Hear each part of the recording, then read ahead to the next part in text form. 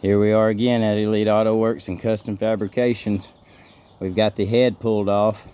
We was having some loud lower end knock and couldn't kind of determine what it was. I've put an injector in number 3 because I knew it was number 3. You could hold the, so it's kind of hard to see right now. Let me get out of this freaking sun, man. I wish I had my shot bigger. So this is number 1, 2, and 3 injector. There's 4, 5, and then 6 is back here. So if you go 1, 2, 3, and when these was on there like this, of course that third one's not on there, but just for example, I could hold my hand right here on number 3 and that sucker was vibrating like a dog, and none of these other ones was. They was smooth. So it told me right off the bat we had a problem with number 3 cylinder. I didn't know if it was an injector or what. There's a bunch of testing you could do, but the simplest thing for me to do was to just pull the injector out, put another injector in it, and see what it done. So that's what we did, and it didn't fix nothing. Everything works great. The truck runs fine with no problems for the first 20 minutes, and then it goes to start knocking and clattering and acting up. So I finally, after messing with the head for a little while, and I've determined that it wasn't in the head, that it was in the lower end, we pulled the head off, and this is what we found. So look, you got number 1 looking all clean and pretty, number 2 looking all clean and pretty, and then boom, look at number 3. And then 4 is good, 5 is good, and 6 is good. So we're going to pull the engine completely out. We're going to send it to the machine shop. He's going to go through it for me. He has a little bit better warranty plan and a little bigger shop to where he can warranty it. That's one thing I don't do, is I won't pull in a job that I can't warranty or sub it out to have warranted. Either way about it, this one will have a warranty behind it, and it'll be done by some professional machinist over in Denison, Texas. And then we'll get it back. Of course, we'll paint her up real pretty, and then we'll drop her back in there. When we drop it back in there, we're going to put head studs in it this time. Even though we didn't have a problem with the head gasket or the lift or nothing, we're going to go ahead and put head studs in it. We're going to spend that extra, I think $450 or $470, whatever it is, and we're going to spend that extra money, and we're going to make it right.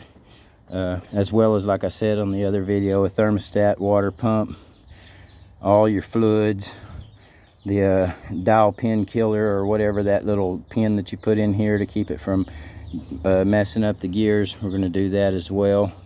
Everything will be cleaned up, your computer, all the oil and everything will be gone. I don't know what kind of oil leak we got going on this side right here. I do know that the fuel line was leaking. We're going to correct that. It was leaking there. The back of the head fuel line, I was able to unthread it by hand. We're going to repair that and that one. This one comes up to your injection pump.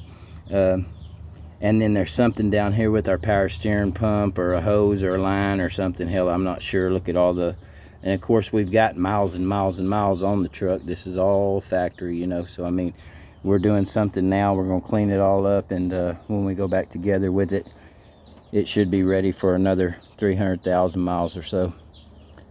I thought that was pretty cool, seeing that.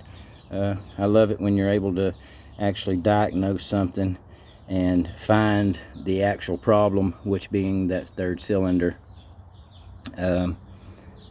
When you tear into something and it takes its intermittent problems or electrical problem, for instance, or just any of that crap, man, it racks your brain sometimes, and it just wears you plumb out. Of course, we get through them because that's what we are, as fixers. That's what we do. That's what we're designed for. And that kind of stuff doesn't eat us up as bad as it does your average man. But nevertheless, set me in front of a computer, and I'm probably the same as some of them men that are looking at this engine right now going, wow, how do you do that? It just is what it is. But nevertheless, we're all good at something. This is what I can do. And we've had the truck now for quite a while. I'm very excited to be able to figure this out, and I think within the next probably couple of weeks we'll have it back together and back on the road. The machine shop did tell me they was a little behind. I don't deal with no other machine shop. There's one individual I deal with over in Denison, Texas, and this is the only one. I'm gladly happy if the customer wants to come pick their parts up and take it to a machine shop that they know of, or just take it to some fly-by-night machine shop. I don't care. If you want to do that, you're more than welcome. But me personally, I deal with one machine shop just like I deal with one parts house. And if it's outside of that, you're more than welcome to pick it up and get the parts or whatever, and then bring them back to me, and I'll definitely do the labor with no problem. I'm not refusing the job. I just have my people that I work with, and that's all I work with, because we have a good relationship. And I know whenever I get something back, if by chance it's not correct or something happens, having the relationship with this group of guys, it always gets fixed with no problems.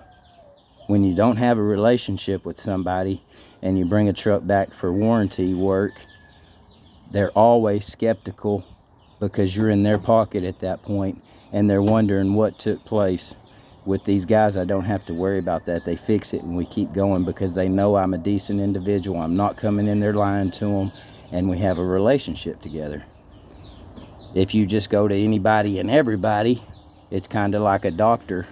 Well, to a certain extent. We don't want to use doctors as an example too much with mechanics, because they are totally different. But if you go to several different doctors and you continue going to several different doctors, eventually you're like, damn, I've done spent all this money, I'm done, I'm just going to stay sick. If you go to that one doctor and you spend the same amount of money that you spent with 7 or 8, eventually that one doctor is going to fix you. It's a matter of you just staying with that individual and building a relationship.